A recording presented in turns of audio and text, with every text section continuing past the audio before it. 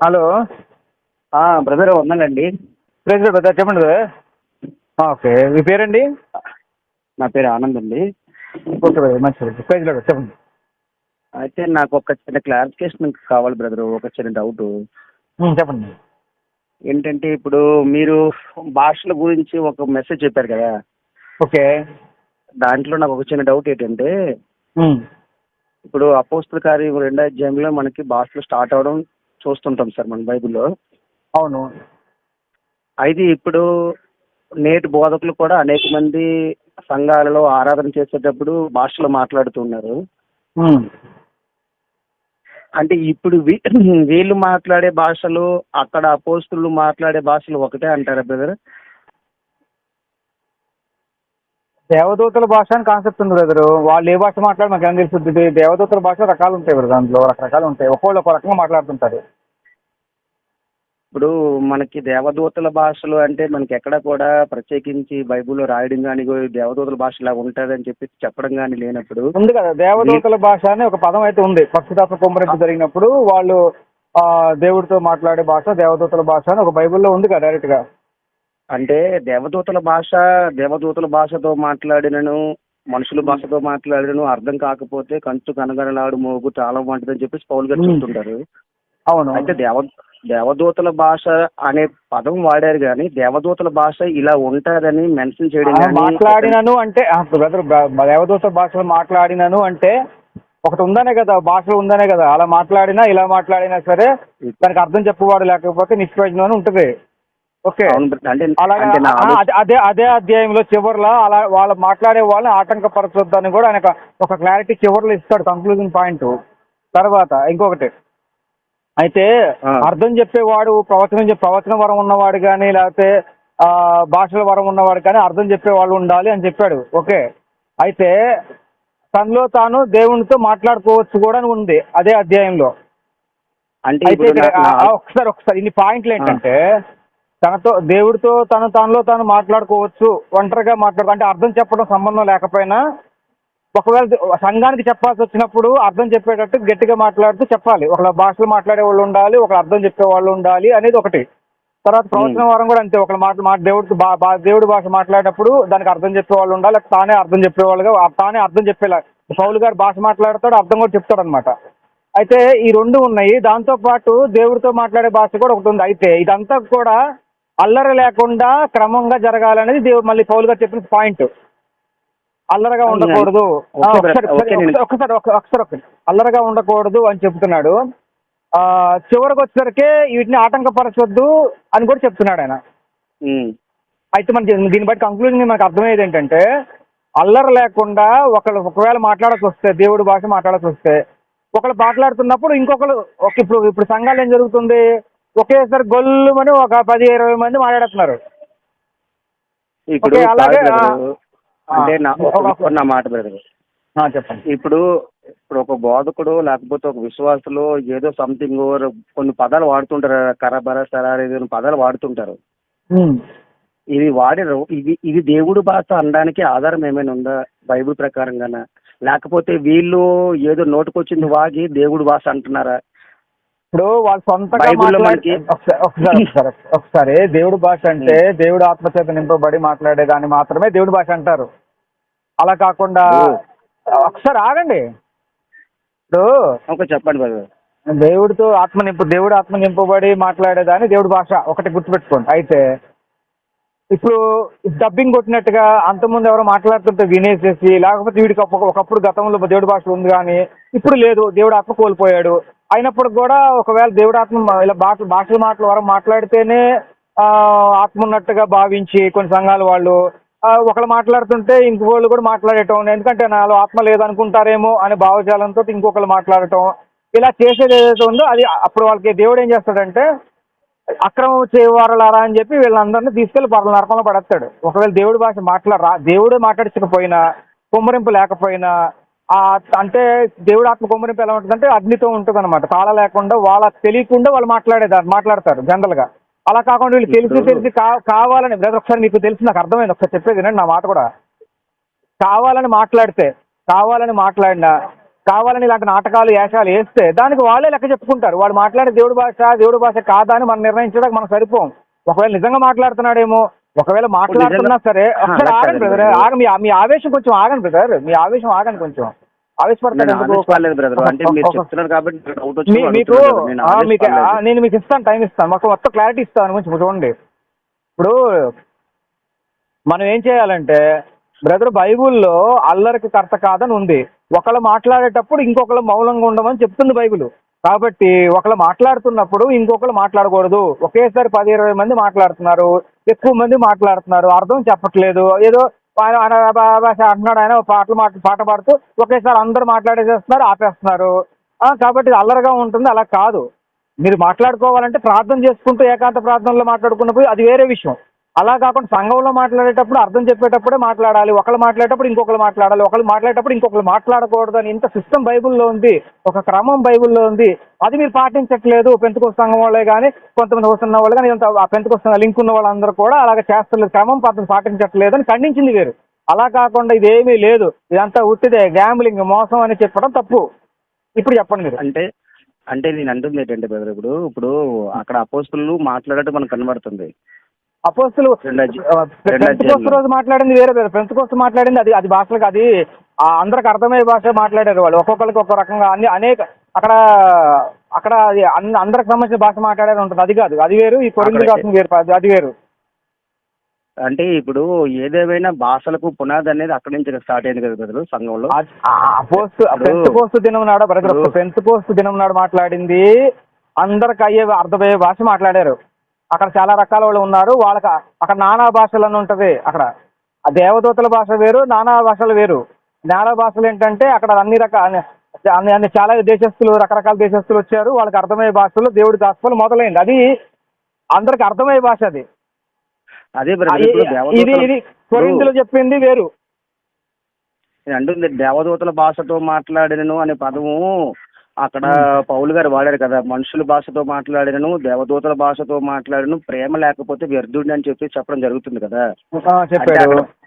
అక్కడ ప్రేమని హైలైట్ చేయడం కోసం ఒక దేవదూతల భాషని అనేది ఒక ఉన్నతమైన, అంటే దేవదూతల భాష అంటే ఒక ఉన్నతమైన దాన్ని వాడారే తప్ప దేవదూతల భాష ఇలా ఉంటుంది అని చెప్పేసి మనకి ఎక్కడ ఆధారం లేదు కదా బైబిల్లోను. ఇప్పుడు బ్రదర్ నా మాట బ్రదర్, మీరు చెప్పింది విన్నాను, అంటే నా ఆలోచన మీరు అర్థం చేసుకుంటారని అడుగుతున్నాను. ఇప్పుడు దేవదూతల భాష సో అండ్ సో అని చెప్పేసి పౌలు ఎక్కడ మాట్లాడినట్టుగా మనకి, అంటే మనం వినలేదు, రాయబడలేదు, ఎక్కడ మనకి గ్రంథస్థం చేయబడలేదు, మనకి ఎక్కడ గ్రంథస్థం చేయలేదు కదా, చేయబడలేదు కదా ఒక లిపి ప్రకారంగా. కానీ ఇప్పుడు ఉదాహరణకు ఇప్పుడు దానియేలు గ్రంథం 5వ అధ్యాయంలోను ఇప్పుడు దేవుని చేవరాసి వచ్చి మినిట్ టేక్ ఫస్ట్ అని రాయబడింది. ఇప్పుడు అక్కడ మనకి అక్కడ ఏం కనబడుతుంది, అక్కడ పండితులు, సకల శాస్త్రాజ్ఞులు, విజ్ఞానం కలిగిన వారు అందరూ వచ్చారు, కానీ దాన్ని చదవలేకపోయారు, దానికి అర్థం చెప్పలేకపోయారు. ఇప్పుడు అలా చూడండి, దాన్ని మనం దేవుడి భాష లేకపోతే దేవదూతల భాష అని నమ్మడానికి మనకి అక్కడ రాయబడింది. కాబట్టి వీళ్ళు ఎవరు చెప్పలేకపోయారు, కాబట్టి మనం దాన్ని గ్రహించగలం.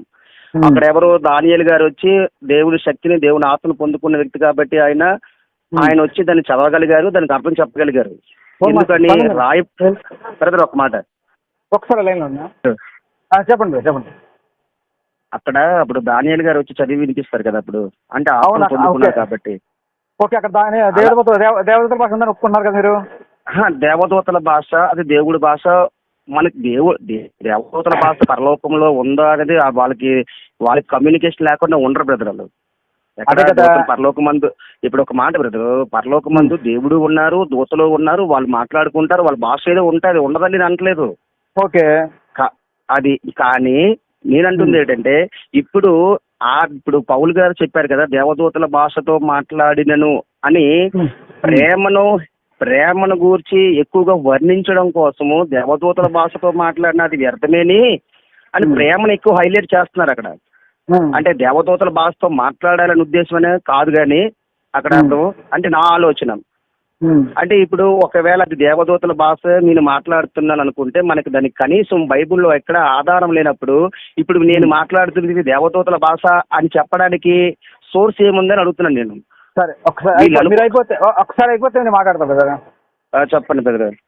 మీరు ప్రేమను గురించి హైలైట్ చేశారంటున్నారు. ఓకే, ప్రేమను కూడా చెప్పాడు, అలాగే భాషల గురించి కూడా ఆ చాప్టర్ అంతా చెప్పింది భాషల గురించే చెప్పాడు. ఓకే. అవును, అయితే అక్కడ భాషను ఒక్కసారి అర్థం కాని భాష అనేది ఒకటి ఉంది కాబట్టి అర్థం చెప్పే వాళ్ళు ఉండాలి అంటున్నాడు. అంటే అర్థం కాని భాషలో మాట్లాడే వాళ్ళు ఉన్నారు. అయితే అర్థం చెప్పకుండా అర్థం చెప్పకుండా మాట్లాడడం కరెక్ట్ కాదు. అర్థం చెప్పకుండా మాట్లాడుతున్నారు. అక్కడ అర్థం చెప్పకుండా మాట్లాడే వ్యక్తులు ఉన్నారు కాబట్టి ఏమంటున్నాడంటే అర్థం చెప్పే వాళ్ళకు కూడా ఉండాలి అంటున్నాడు. అంటే అర్థం ఏంటి? వాళ్ళు మాట్లాడేది ఎవరికి అర్థం కావట్లా. వాళ్ళు మాట్లాడేది అట్లా అర్థం కాకుండా మీరు అందరు 10 మంది అర్థం కాని భాషలో మాట్లాడుకుంటూ పోతా ఉంటే అది గోలగా ఉంటది. అప్పుడు బయట నుండి వచ్చిన వ్యక్తి ఇదేదో అల్లరగా ఉంది ఇదేంటా అని గాబరాపడి బయట నుండి వచ్చిన వ్యక్తి కంగారు పడతాడు, బాధపడతాడు, అల్లరగా ఉంది అని బయట నుండి వచ్చి అక్కడ అది కూడా రాస్తాడు. బయట నుండి ఏమైనా కొత్త వాళ్ళు వస్తే కనుక అభ్యంతరం పడతారా కడతారని కూడా రాస్తాడు. అంటే ఏంటి? అర్థం కాని భాష ఒకటి ఉంది అనేది నాకు స్పష్టమవుతుంది. తర్వాత అర్థం చెప్పే వాళ్ళు ఉండాలి అంటున్నాడు. అంటే ఏంటి? అర్థం కాని భాష ఉంది, దానికి అర్థం చెప్పే వాళ్ళు కూడా ఉండాలి. అంటే దాన్ని అర్థం చెప్పాలంటే ఆ వరం కూడా ఉండాలి. అర్థం చెప్పే వరం చెప్పాలి అంటే అందరు చెప్పలేరు దాన్ని. అర్థం చెప్పే వరం కూడా మీకు కావాలని ప్రార్థన చేసుకోండి. అంటే కేవలం భాషలు మాట్లాడటమే కాదు, దానికి అర్థం చెప్పే వరం కూడా ఇవ్వయా దేవుడు అని చెప్పి ఆ విధంగా కూడా ప్రార్థన చేసుకోండి. అలాగే కంట్రోల్ లేకుండా ఉండకూడదు. ఎవడైనా ఆత్మ కలిగి ఉన్నవాడు కంట్రోల్లో ఉండాలి. కంట్రోల్ లేకుండా నేను నాకు వచ్చేసిందంటే ఆత్మ కుమ్మరించేసాడు, దేవుడు ఆత్మ వచ్చేసింది కాబట్టి మాట్లాడతాను కుదరదు. ఆత్మ వచ్చినప్పుడు దాన్ని కంట్రోల్ చేసుకోవడం కూడా మీకు రావాలి అని కూడా చెప్తున్నాడు దాంట్లో. దాంతో పాటు తర్వాత ఈ పౌలు గారు ఏమన్నా నేను ఎప్పుడైనా భాషలు మాట్లాడుకుంటూ వచ్చినప్పుడు నేను ఎప్పుడైనా అర్థం చెప్పకుండా వచ్చానా? నేను భాషలు మాట్లాడుతున్నాను, మీరు అన్నారు పౌలు గారు భాషలు మాట్లాడుతున్నానని చెప్పలేదు కదా అన్నారు. చెప్పాడు అదే అధ్యాయంలో, నేను అర్థం కాకుండా ఎప్పుడు రాలేదు కదా, నేను అర్థమయ్యే భాషలో మాట్లాడుకుంటేనే కదా ఇది వచ్చాను అన్నాడు. అంటే ఏంటి? వాళ్ళకి అర్థమయ్యేలా చెప్తున్నాడు. నేను భాషలు మాట్లాడేవాడిని, భాషలు మాట్లాడేవాడిని నేను కంట్రోల్లో పెట్టుకుంటున్నాను. అలాగే మీరు కంట్రోల్లో పెట్టుకోవాలి. ఒకసారి అదే అధ్యాయంలో పౌలు గారు తన భాషలు మాట్లాడే వాడిగా చూపించుకుంటూ, తన కంట్రోల్లో పెట్టుకున్న వ్యక్తిగా చూపించుకుంటూ, నేను అర్థం చెప్పేవాడిగా ఉన్నానని చూపించుకుంటూ, ఇవన్నీ చెబుతూ వాళ్ళందరికీ అర్థం కాని మాట్లాడే వాళ్ళు ఉన్నారని, అర్థం చెప్పేవాళ్ళు ఉండాలని, ఈ సంఘానికి అవసరమని, భాషల వరాన్ని ఆపేక్షించుడి. భాషల వరం కంటే ప్రవచన వరాన్ని ఇంకా ఎక్కువ ఆపేక్షించుడి. భాషలు మాట్లాడేవాడు తన కోసం తానే మాట్లాడుకుంటాడు.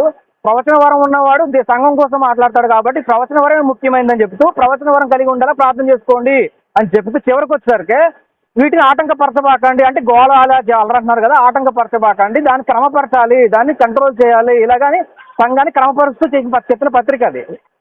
ఇప్పుడు ఒక మాట బ్రదరు, ఇప్పుడు భాషలు అని అన్నారు కదా, ఒకటి కంటే ఎక్కువే కదా భాషలు అనే పదానికి అర్థం ఏంటంటే ఒకటి కంటే ఎక్కువ అని అర్థం. అవునా? ఇప్పుడు దేవదూతల భాషలతో మాట్లాడిన అని ఉంది. అవును. భాషలు అనగా ఒకటి కంటే ఎక్కువ, సుమారుగా ఎన్నో అనుకుందాం, పక్కన పెట్టండి ఎక్స్. ఇప్పుడు పరలోకమందు ఇప్పుడు దూతలు ఎన్ని రకాల భాషలు మాట్లాడుతున్నారు. ఇప్పుడు వీళ్ళందరికీ అన్ని రకాల భాషలు, ఇప్పుడు ఏదైనా వీళ్ళు మాట్లాడేది దూత భాష అనడానికి ఆధారం అడుగుతున్నాను. బైబుల్లో లేనప్పుడు ఇది దూతల భాష అనడానికి ఆధారం ఉంది. బైబుల్లో ఉంది, మీకు అది అంగీకరించే మనసు లేదు. ఒకటి బ్రదరు, ఇంకొక అక్కడ లేదు. ఇంకోటి భాషలు అని కాన్సెప్ట్ వచ్చారు. అంటే అన్నాను ఒక్కొక్కరు ఒక్కొక్క రకంగా మాట్లాడుతుంటారు, అందరూ ఒక రకంగా మాట్లాడరు. కాబట్టి రకరకాల భాషలు ఉన్నాయి. కాబట్టి దేవదూత భాషలతో అన్నాడు, అందుకే రకరకాల భాషలతో మాట్లాడుతున్నారని వస్తుందంటే చాలా భాషలతో రకరకాల భాషలు ఉన్నాయని. అయితే పరలోకంలో ఏం జరుగుతుంది, ఒకసారి పరలోకంలో ఎలా ఉంది ఏంటి అనేది యేసుక్రీస్తు స్పష్టంగా చెప్పాడు. మీకు తెలుసుకోవాల్సిన విషయాలు చాలా ఉన్నాయి, వాటిని మీరు ఇప్పుడు సహింపలేరు కాబట్టి ఇప్పుడు నేను చెప్పను అంటాడు. కాబట్టి మనకి ఇంకా తెలుసుకోవాల్సిన విషయాలు చాలా ఉన్నాయి. ఇప్పుడు ఇదే కాదు, బోల్డ్ ఉన్నాయి. కాబట్టి ఇప్పుడు అవసరం లేదు కాబట్టి నాకు చెప్పలేదని యేసుక్రీస్తు వారు. ఇప్పుడు అలా కాదు బ్రదర్, నేను అంటుంది ఏంటంటే ఇప్పుడు సరే బ్రదర్ మీకు ఇష్టం లేదు, ఒకసారి మీకు ఇష్టం లేదు, మీకు అలా ఒకసారి చెప్పేది వినండి. మీకు కొందరు కొన్నిటి విషయాలకి సపరేట్ చేయబడతారు బ్రదర్. అందరికీ అన్ని అర్థం కావాలని ఏమి లేదు. ఒక పని చేయండి, మీరు పెంతుకోస్తు సంఘాలకి, ఓసన్న సంఘాలకి, కొన్ని భాషలు మాట్లాడే సంఘాలకి మీరు దూరంగా ఉండి మీరు మీ వేరే సంఘాలకు వెళ్ళిపోండి. కానీ ఇక్కడ జరుగుతున్న పరిస్థితి ఏంటంటే ఒకళ్ళు విమర్శించుకోరు. వాళ్ళు ఎవరిని విమర్శించరు, వీళ్ళు వాళ్ళని విమర్శిస్తారు. అది ప్రాబ్లమ్. అక్కడ ఎవరి పని వాళ్ళు చేసుకోండి బ్రదర్. అభ్యంతరాలు ఒకసారి అభ్యంతరాలు కలగక మానవు. అభ్యంతరాలు ఎవరి వల్ల కలుగుతాయో వాడికి శ్రమ అని చెప్పబడింది. కాబట్టి కొన్ని విషయాలు అర్థం కాకపోతే అర్థమయ్యే కోసం ప్రార్థన చేయండి. లేదు నాకు మీకు ప్రజెంట్ మీకు చెప్తే వినే హృదయం, అర్థం చేసుకునే హృదయం మీకు లేరు కాబట్టి ఒక స్థాయికి రావాలి, దానికి ఒక పరిస్థితి రావాలి. ఇప్పుడు చిన్నపిల్ల బ్రదర్ ఒకసారి కొన్ని విషయాలు కొందరికి అర్థం కాదు బ్రదర్. ఒక స్థాయి, ఒక పరిస్థితి రావాలి. అప్పుడు దాకా అర్థం కాదు. నేను చెప్పేది వినండి, అర్థం కాదు. కాబట్టి మీరేం చేస్తారు, మీకు ఇష్టం లేదు, మీకు ఎంత చెప్పినా అర్థం కావట్లేదు. నేను మాట్లాడే మాటలన్నీ వాక్యాధారంగా మాట్లాడాను. అయినా కూడా మీకు వేరే హృదయంలో ఏదో ఉద్దేశాలు ఉన్నాయి కాబట్టి మీకు చెప్పే విషయాలు అర్థం కావట్లేదు. యూదులకి అర్థం కాలేదు కొన్ని విషయాలు. యేసుక్రీస్తు గగ్గోలు పెట్టి గోల పెట్టినా వాళ్ళకి అర్థం కాలేదు యూదులకి. ఎందుకు అర్థం కాలేదని ముసుగు వేయబడి ఉందని ఉంది. అట్లాగా మీకు ఒకసారి మీకు కొంచెం మీరు టైం తీసుకోండి. మీరు టైం తీసుకొని ప్రార్థన చేసుకోండి. లేదు నాకు ఇష్టం లేదురా బాబు ఈ గోళ నాకు అవసరం లేదురా అనుకుంటే మీరు వేరే సంఘానికి పోండి.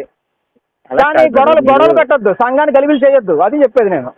మీరు అంత వేగంగా మీరు ఒక మనిషిని అంత బేగా డిసప్పాయింట్ చేయకూడదు బ్రదర్. మీరు మీకు అర్థం కావాలి. నేను చెప్పిన విషయం బ్రదర్, నేను చెప్పిన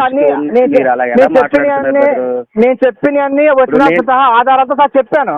అయినా కూడా మీరు మాట్లాడితే నేను చెప్తాను. ఇంకా నేను మాట్లాడింది కూడా వాక్యానుసారంగా మాట్లాడుతున్నాను బ్రదర్. నేను అంటుంది ఏం మాట్లాడారు? మీరేమన్నా భాషలు లేవన్నారు. పౌలు గారు భాషలు ఎక్కడ మాట్లాడారు బ్రదర్ అన్నారు. పౌలు గారిని దేవదూతల భాష మీరు ప్రేమ గురించి మాత్రమే చెప్పారు అన్నాడు. అదే పౌలు గారు బైబుల్లో అర్థం కాని భాషలు ఉన్నాయి, అర్థమయ్యే భాషలు ఉన్నాయి. అర్థమయ్యేలా మీ అర్థమయ్యే వరం కాలం కోరుకోండి, మీరు అర్థం చెప్పేవాళ్ళుగా ఉండాలి, ఆ వరం కూడా కోరుకోండి అని చెప్తున్నాడు. అంటే అర్థం కాని భాషలు మాట్లాడే వాళ్ళు ఉన్నారే అర్థం అక్కడ బైబుల్లో. ఇప్పుడు అలా కాదు బ్రదర్. ఇప్పుడు ఒక మాట, ఇప్పుడు అపోస్తులు వాళ్ళు అనేక ప్రాంతాల నుంచి వచ్చినప్పుడు వీరు మాట్లాడే వాళ్ళకి రాకపోయినా దేవుడు వారి చేత మాట్లాడించి వారి చేత అనేక మందికి మారు మనసు పొందితే ఆ రోజు 3,000 మంది సంఘంలో చేర్చబడ్డారు. అది నానా భాషలు అక్కడ మీరు అపోస్తులు పెంతెకొస్తు మాట్లాడింది నానా భాషలో ఉంది. అక్కడ నానా భాషలు అన్ని అదే బ్రదర్. అన్ని భాషలు అంటే వేరే వాళ్ళ భాషలు ఒకసారి అన్ని భాషలు అంటే అర్థం ఏంటి? అన్ని జనులు అంటే అర్థం ఏంటి? అన్ని జనులు వేరే వాళ్ళు. అవును, మనకు కాని వారి అర్థం. మనకు కానిది అర్థం. అన్ని భాష అంటే మనకు కాని భాష అని అర్థం. అంటే ఏంటి? యూదులకున్న భాష వేరు. అక్కడికి వచ్చిన వాళ్ళు ఎవరైతే ఉన్నారో చాలా మంది చాలా దేశస్తుల నుండి వచ్చారు. వాళ్ళ భాషలో వాళ్ళకి అర్థమయ్యేలాగా మాట్లాడారని ఉంది అక్కడ. ఇప్పుడు నేనంటుంది ఏంటంటే దేవుడు ఏ భాష మాట్లాడినప్పటికీ కూడా ఒక వ్యక్తికి బోధ కలగడానికి ఆ వ్యక్తి చేసిన పని ఏంటో దేవుడు యేసుక్రీస్తు వారు మన కొరకు ఏం చేస్తారో తెలియచెప్పడానికి కదా వాడబడాలి ఆ భాష అనేది. అవును. అలా కదా ప్రవచన వరంలో సంఘక్షేమం కోసం, సంఘాన్ని హెచ్చరించడం కోసం, సంఘానికి దేవుడు అని చెప్పాలనుకున్నప్పుడు ఆయన మాట్లాడిస్తాడు. అది ప్రవచన వరం. అది వేరు. ప్రవచన వరం అంటే బ్రదరు, ప్రవచనం అంటే ఏంటి బ్రదరు? జరగబోయేది చెప్పడం ప్రవచనం. అదే సంఘాన్ని ఉద్దేశించి దేవుడు చెప్పాలనుకుంటే చెప్పేదాన్ని ప్రవచన వరం అంటారు బ్రదరు.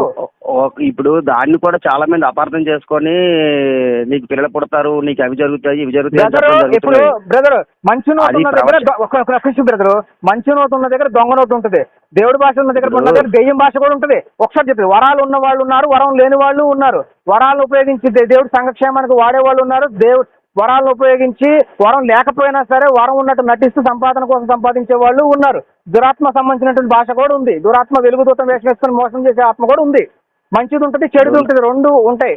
అది మనం ఫిల్టర్ చేసుకోవాలి. అది అయితే నాకు అర్థమయ్యేది ఏంటంటే ఇప్పుడు వీళ్ళు మాట్లాడే భాషకి అర్థం లేదని అర్థం అవుతున్నారు. అర్థం చెప్పేవాళ్ళు ఉండాలని చెప్తుంది. దగ్గర చాలా సంఘాల్లో చాలా మంది ఇలాగా దేవుడి పిలుపు ఒకరి ద్వారా పొందుకుని ప్రవచన వరం ద్వారానో లేకపోతే దేవుడు వాళ్ళతో మాట్లాడి పిలిచిన సందర్భాలు ఉన్నాయి. అలాగని చెప్పేదేనండి. ఇప్పుడు నన్ను ఎవరో పిలిచారు, భాషలో మాట్లాడేసి నేను ఎన్నుకున్నాను, చర్చ పెట్టేయి, ఉద్యోగం మానేసి నాకు ఎవరో చెప్పారు. నేను వెంటనే మానకూడదు. దానికి 2 రకాల 3 రకాల నిరూపణ తీసుకోవాలి. దేవుడు వాళ్ళ ద్వారా మాట్లాడిచ్చాడు, అలాగే దేవుడు నాతో మాట్లాడాలి, అలాగే కొన్ని పరిస్థితులు అలా కలగజేయాలి, రకరకాల విధాలుగా ఆయన ఏర్పడితే 2-3 నిదర్శనాలు 2-3 నిరూపణలు తీసుకున్న తర్వాత నేను నిర్ణయించుకోవాలి. ఇప్పుడు ఆ మాట్లాడిన వ్యక్తి వెలుగుదూత. ఒకసారి బ్రదర్ బైబుల్లో ఒక ప్రవక్తతో దేవుడు చెప్పి వెళ్ళాడు వాళ్ళు మళ్ళీ మాట్లాడమని. ఇంకొక ప్రవక్తతో కూడా అబద్ధం చెప్పించాడు. ఇంకొక ప్రవక్త దెయ్యం మాట్లాడిచ్చింది. దెయ్యం మికాయ ప్రవక్త దగ్గర దెయ్యం కూడా మాట్లాడించిన సందర్భాలు కూడా ఉన్నాయి. కాబట్టి దేవుడి చిత్తం ఏదో కాదు అనుకుంటే మళ్ళీ అల్టిమేట్ గా బెరయ సంఘస్థుల్లాగా వాక్యం దగ్గరికి వచ్చి పరిశీలన చేసుకోవాలి. కాబట్టి ఇక్కడ పూర్తిగా భాషల మీద ఆధారపడమని చెప్పట్లా. భాషలు మాట్లాడినప్పుడు విను, తర్వాత ఇంకో 2-3 రకాల దేవుడు నిరూపణ ఇస్తాడు నీకు. ఇచ్చిన దాన్ని బట్టి నిర్ణయించుకో. అది చెప్పేది. నేను అంటుంది బ్రదరు, దేవదూతల భాష గురించి మాట్లాడుతుంటే ఇప్పుడు దేవదూతలు ఆయా సందర్భాల్లో మనుషుల దగ్గర రావడం చూస్తాం మనం. వాళ్ళకి దేవదూతలు చెప్పే మాటలు చాలా చక్కగా అర్థమయ్యాయి. మరియకి అర్థమైంది, యాకోబు గారు మాట్లాడారు, అబ్రహాం గారు మాట్లాడారు. మరి అదే దేవదూత దానియేలు గ్రంథంలో మేనేమైనా టెక్కలని రాయాల్సిన అవసరం ఏంటి? వాళ్ళకి అర్థమయ్యే భాషలో రాయొచ్చు కదా, ఆ భాషలో ఎందుకు రాశాడు? వాళ్ళెవరంటే క్రీస్తు అంటే దేవుని ఎరగని వాళ్ళు. రెండోది ఏంటంటే దానియేలు ద్వారా దేవుని నామం అక్కడ మహింపరచబడాలని దేవుడి ఉద్దేశం బ్రదర్. అదే ఒకసారి అక్కడ ఆడండి. ఇప్పుడు అక్కడ దానియేలు మహింపరచబడటం కోసం వాళ్ళకి అర్థం కాని భాష అక్కడ రాసి వెళ్ళాడు. దానియేలుకి దేవుడు ఆత్మ ఉంది కాబట్టి దాన్ని చదవగలిగాడు, రాయగలిగాడు, చెప్పి ఒప్పుకుంటున్నారు కదా. నేను అదే అంటున్నాను. ఇప్పుడు వరం అనేది అందరికి ఇచ్చేది కాదు. అట్లాగే కొంతమందిని దేవుడు ఎక్కువ ఎన్నుకున్నప్పుడు, వాళ్ళు ఎక్కువ ప్రేమించినప్పుడు, వాళ్ళు అడిగినప్పుడు, దేవుడు వాళ్ళకి ఇవ్వాలనుకున్నప్పుడు, దేవుడు ప్రత్యేకించుకున్న వ్యక్తులకు మాత్రమే భాషల వరం ఉంటుంది. నాకు లేదు. ఇప్పుడు ఎంత గొడవ చేసి మీతో పోట్లాడి ఆర్గ్యుమెంట్ చేస్తాను, నాకు భాషల వరం లేదు, నేను కోరుకుంటున్నా, నాకు దేవుడు ఇవ్వాల. ఒకసారి చెప్పేది వినండి. మీరు చెప్పేది వినండి, మీకు అర్థమయ్యేలా చెప్తా, వినండి. నేను చెప్పేది వినండి ఒకసారి. నేను మాట్లాడేది జస్ట్ ఒక చిన్న ముక్క అయితే మీరు చాలా ఎక్కువ మాట్లాడుతున్నారు. ఏదో చిన్న సందర్భం కాదు బ్రదర్, పెద్ద సెమినార్ కండక్ట్ చేయాల్సిన విషయం మీకు చెప్తున్నా నేను. ఒకసారి ఆగండి, మీరు ఆగండి ఒకసారి చెప్పేది.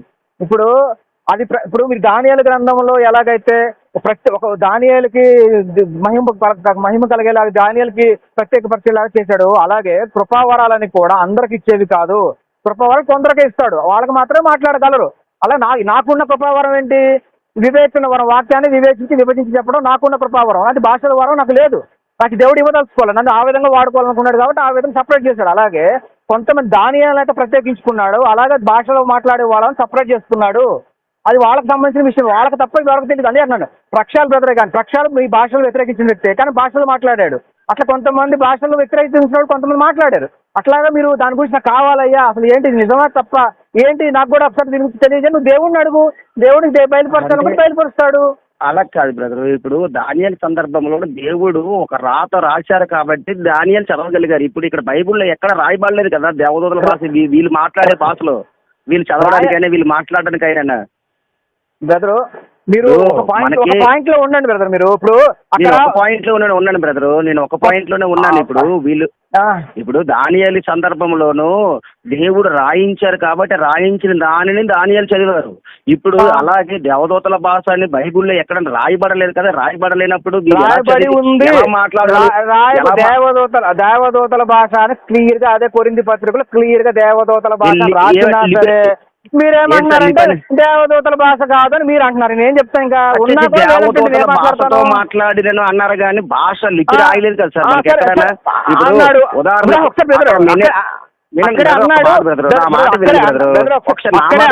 బ్రదరు నా మాట కూడా మీరు వినాలి కదా. ఇప్పుడు దానియేలు గ్రంథంలో అంటే మెనీ టేకెల్ ఉఫార్సిన్ అని రాశారు కాబట్టి చదివారు.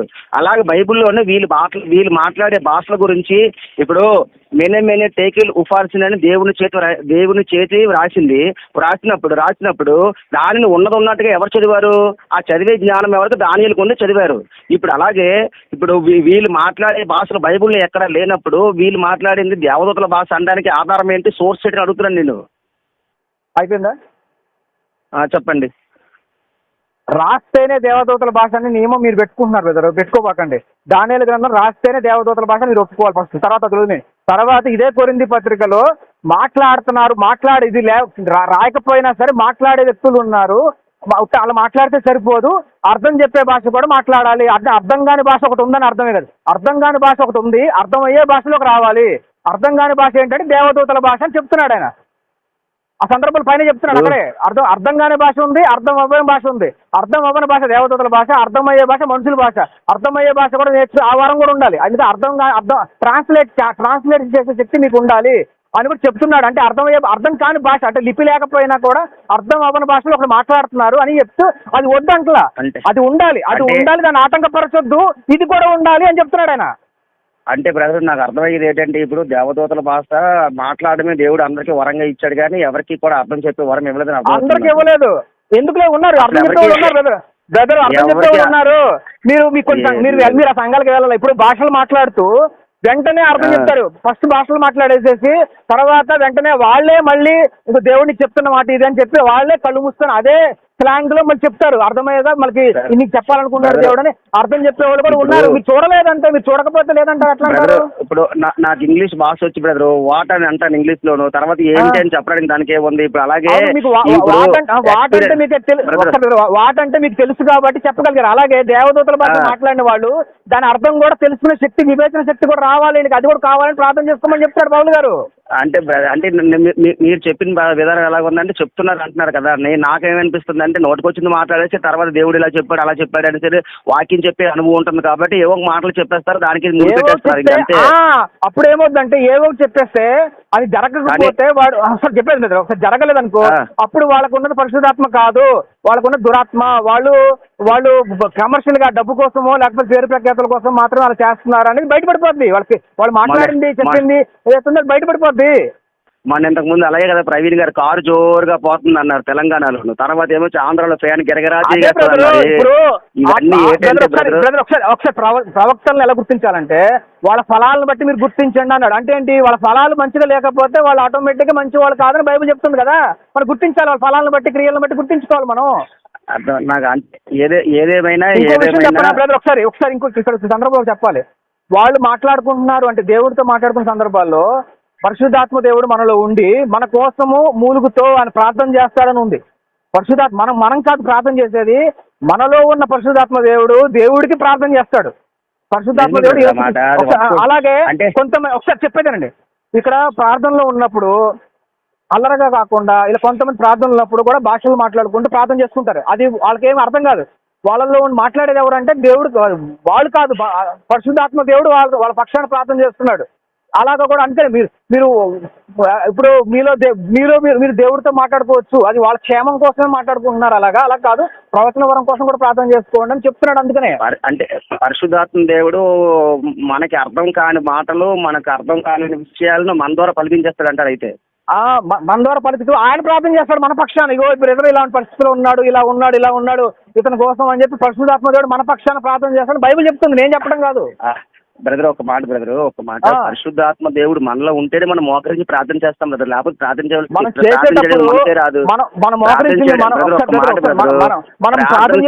మనసు రాదు బ్రదర్, మనకి ప్రార్థన చేయాలని మనసు కలిగించేదే పరిశుద్ధాత్మ దేవుడు. పరిశుద్ధాత్మ దేవుడు మనకు మనసు కలిగించేదే ప్రార్థన చేయమని ఆయన కలిగిస్తేనే మనం మోకరించి ప్రార్థన చేస్తాము. మళ్ళీ ప్రత్యేకించి మనలో నుంచి అర్థం కాని మాటలు ఏవో మాట్లాడరు బ్రదరు. మనం మాట్లాడేది ఏదైనా కూడా అక్కడే మీ సొంత మీ జ్ఞానాన్ని ఇన్వాల్వ్ చేస్తున్నారు. అక్కడ ఒకసారి చెప్పేదేనండి, బైబుల్లో ఏముంది, ఉచ్చరింప శక్తి కానీ మూలుగులతో ఆయన మన పక్షాన ప్రార్థన చేస్తాడని ఉంది బైబుల్లో. చెప్పేదేనండి బ్రదర్. బ్రదర్ మీరు అనుకున్నట్టుగా బైబుల్లో ఉండకూడదు బ్రదర్, బైబుల్లో ఉండదని మీరు అర్థం చేసుకోవాలి. ఇప్పుడు మన కోసం ఇంకొకరు ప్రార్థన చేస్తున్నారు, మనం ప్రార్థన చేసుకోవట్లా, మన కోసం ఇంకొకరు ప్రార్థన చేస్తున్నారు. పరిశుద్ధాత్మ దేవుడు మన కోసం ప్రార్థన చేస్తున్నాడు. ఆయన దేవుడికి ప్రార్థన చేస్తున్నాడు, ఆయన తండ్రికి ప్రార్థన చేస్తున్నాడు, కుమారుడికి ప్రార్థన చేస్తున్నాడు. కాబట్టి ఆయన మన పక్షాన మన బలహీనతల కోసం కొన్ని సందర్భాల్లో మనం పరిశుద్ధాత్మ కూర్చోబెట్టాడు. దేవుడి చిత్తం లేకపోతే ఎవరు దేవుడి మాట కూడా పలకలేరు బ్రదరు. వాళ్ళకి కూర్చున్నాడు, ప్రార్థన చేస్తున్నాడు. అయితే ఇంకొంచెం మనల్ని ఇంకొంచెం గ్రోత్ తీసుకురావడం కోసం, ఇంకా ఎదిగింపడం కోసం, మన సర్వసత్యంలోకి తీసుకురావడం కోసం ఆయన మన పక్షాన ప్రార్థన చేసిన సందర్భాలు ఉంటాయి అని చెప్తుంది బైబిలే.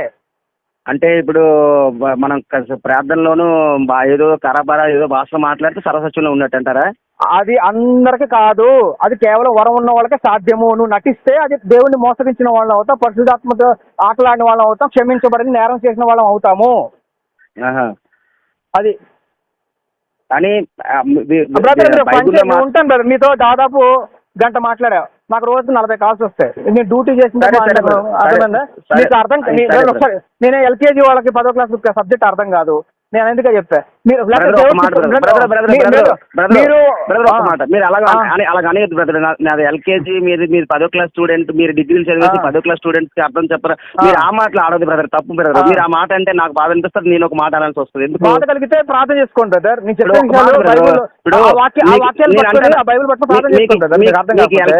మీకు ఎల్కేజీ సబ్జెక్ట్ కూడా అర్థం కాదు, మీ ప్లే స్కూల్ జస్ట్ ఆడుకోవడానికి వెళ్తున్నారు చర్చికి అని చెప్తే మీరు ఎలా అనుకుంటారు చెప్పండి? మీకు ఎలా ఉంటుంది చెప్పండి?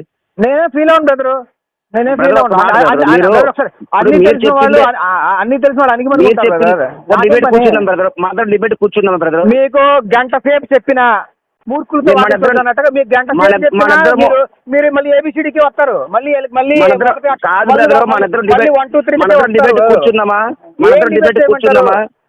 3 బలవంతంగా ఎవరిని ఒప్పించాల్సిన అవసరం లేదు. ఇంత చెప్పినప్పుడు నేను ఎల్కేజీ స్టూడెంట్స్ కనీసం ఏబిసిడీలు వస్తాయి. ప్లే స్కూల్ స్టూడెంట్స్ ఉంటారు చూసారా, పలక పట్టుకుని వెళ్ళి స్కూల్లో పడుకుంటారు. ఆ టైప్ క్యారెక్టర్, ఆ టైప్ మీది నాది నా దృష్టిలో. సరే మంచిది బ్రదర్. అయితే బైబుల్లో ఒకసారి చెప్పేది నేను, బైబుల్లో కొన్ని విషయాలు నేను మీతో డిబేట్ చేయను. ఒకసారి చెప్పేది నేను అనేది కొన్ని బైబుల్లో కొన్ని అక్షరాల రూపంలో లేకపోయినా, డైరెక్ట్ వర్సెస్ లేకపోయినా, మర్మక మార్గం గర్భంగా ఉన్న విషయాలు సైతం అర్థం చేసిన స్థితి రావాలి. ఒకసారి ఆగండి. నేను బైబుల్లో డైరెక్ట్ వర్సెస్, దీని గురించి డైరెక్ట్ వర్సెస్ ఉన్నాయి, డైరెక్ట్ రిఫరెన్స్ ఉన్నాయి, డైరెక్ట్ గా అక్షర రూపంలో ఉన్నా సరే అర్థం కాకపోతే ఏమంటారు దాన్ని? అదే బ్రదర్, డిబేట్ కూర్చున్నారండి. మిమ్మల్ని బలవంతంగా నేను ఒప్పించి మీరు బలవంతంగా మీతో కొట్టి సర్వీస్ కొట్టి చెప్పాలి మీకేమన్నా? అలా జనం తెలుస్తుంది కదా బ్రదర్, అర్థం కాని వాళ్ళ పక్కన పెట్టి మీరు వెళ్ళిపోండి. మీ బ్రదర్ ఇప్పుడు దీని గురించి మీరు పరలోకం రారని నేను చెప్పట్లా. మీరు అన్నారు కాబట్టి నేను అన్నాను తప్ప, లేకపోతే నేను అన్న మీరు చాలా ఫాస్ట్ గా మాట్లాడేస్తున్నారు. మీరు మీకు అర్థం కాదు. మీరు ఎల్కేజీ స్టూడెంట్స్. మీరు ఆత్మజ్ఞానం ఉన్న వాళ్ళకే కొన్ని విషయాలు అర్థం అవుతాయి బ్రదర్, ఆత్మజ్ఞానం లేని కొన్ని విషయాలు అర్థం కావు. అది దురాత్మ ఉన్నోళ్ళు కూడా ఇష్టానుసారంగా బ్రదర్, దురాత్మ ఉన్నోళ్ళు ఇష్టానుసారంగా మాట్లాడతారు, ఆత్మ ఉన్నోళ్ళు నిదానించి మాట్లాడతారు. బైబిల్ ఏం చెప్తుంది? మాట్లాడి నిదానించి వాడును వింటుడు వేగురు పడివాడు వారు ఉండమని చెప్తుంది. మీరు అతిగా మాట్లాడుతున్నారు, ఇష్టానుసారంగా మాట్లాడుతున్నారంటే మీకు వినే ఆలోచన లేదని అర్థమవుతుంది నాకు. మీకు లేదు బ్రదర్, నేను ఇంత చెప్పినా కూడా నేను చెప్తాను. నేను చాలా జాగ్రత్తగా విన్నాను. మంచిది బ్రదర్ మంచిది. మన ఇద్దరం ప్రేమ కలిగి ఉండాలి.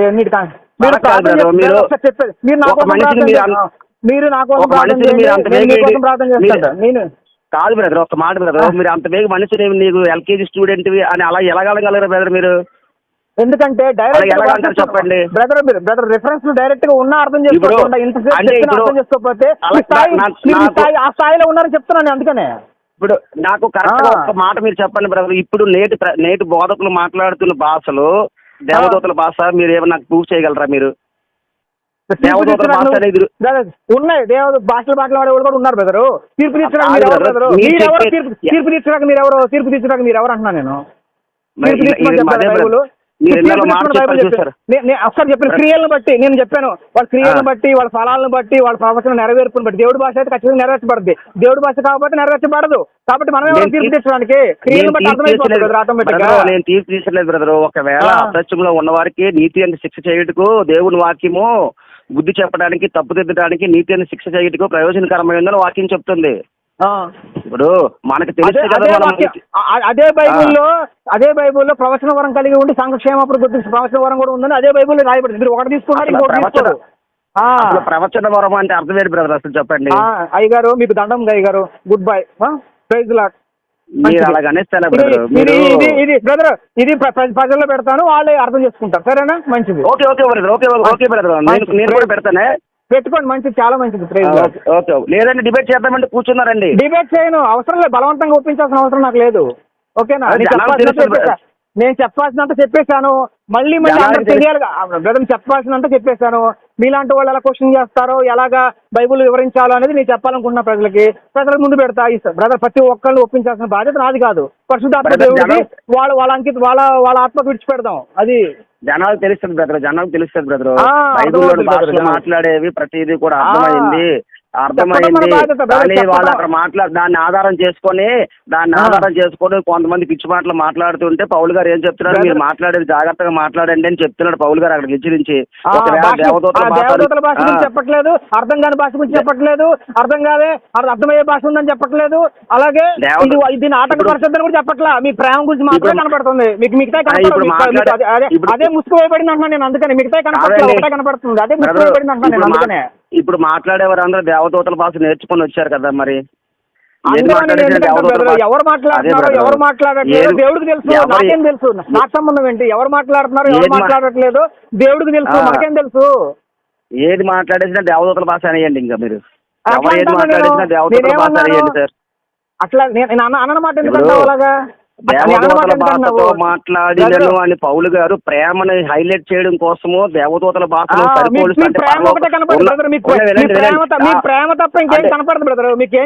ఉన్నతమైనది అది కాదు గొప్పతనము, ప్రేమ కలిగి ఉండాలని చెప్పడం కోసం. మీకు దండం బ్రదర్, మీకు దండం. నమస్కారం, ప్రైజ్ లార్డ్.